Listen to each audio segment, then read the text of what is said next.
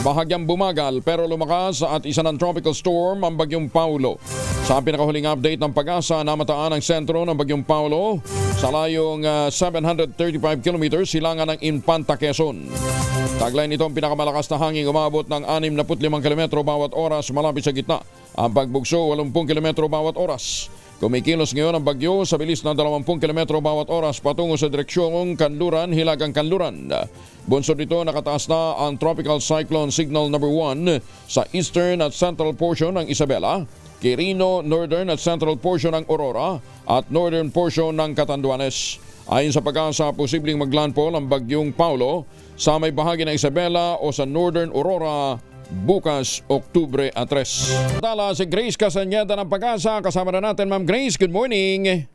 Good morning din po, Sir Angel, at sa ating mga taga-subaybay. Kanina nga pong 2:00, nag-intensify pa itong si Bagyong Paulo into a tropical storm. Huling namataan sa layong 705 kilometers east of Infanta, Quezon. Taglay na po nito ngayon yung lakas ng hangin na 65 kilometers per hour malapit sa gitna at bugso ng hangin na umaabot sa 80 kilometers per hour. Kumikilos po ito pa west-northwestward sa bilis na 20 kilometers per hour, and sa kasalukuyan po mas nadagdagan na yung areas natin under wind signal number 1. Partikular na po yan sa mainland Cagayan, Isabela, Quirino, Nueva Vizcaya, Apayao, Abra, Kalinga, Mountain Province, Ifugao, Benguet, Ilocos Norte, Ilocos Sur, La Union, Pangasinan sa northern portion ng Zambales, maging sa Tarlac, Nueva Ecija, Aurora, northern portion ng Bulacan, northern portion ng Pampanga, maging sa northern portion din ng Quezon, kasama na yung Polillo Islands at sa northern portion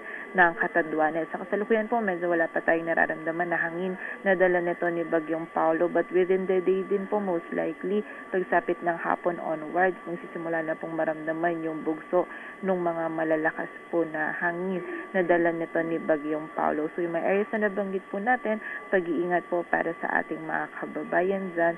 Dito nga po sa dala na or sa epekto nito ni Bagyong Paulo. Samantala, sa mga pagulan naman po for today, wala pa po tayong ina-expect na gano'n na kalalakas po ng mga pagulan, maliban na lamang po dun sa mga moderate to heavy pa din sa Catanduanes, Aurora, Quirino at Isabela. Samantala, yung trough or extension din po nito, magdudulot din ngayong araw ng mga kalat-kalat na pagulan dito sa Metro Manila, sa Cordillera Administrative Region, sa Calabarzon, rest of Cagayan Valley, rest of Bicol Region, Nueva Ecija at maging sa area din po ng Bulacan. So for today, medyo magsimula na po yung mga pag-ulan, but bukas po, nandun po yung mas malalakas po na pag-ulan na mararanasan natin dala nito ni Bagyong Paulo. Mostly po yan sa area ng Northern and Central Luzon. Kaya po paghahanda at patuloy na pag-iingat para sa ating mga kababayan dyan. Samantala, meron din po tayong moderate risk ng storm surge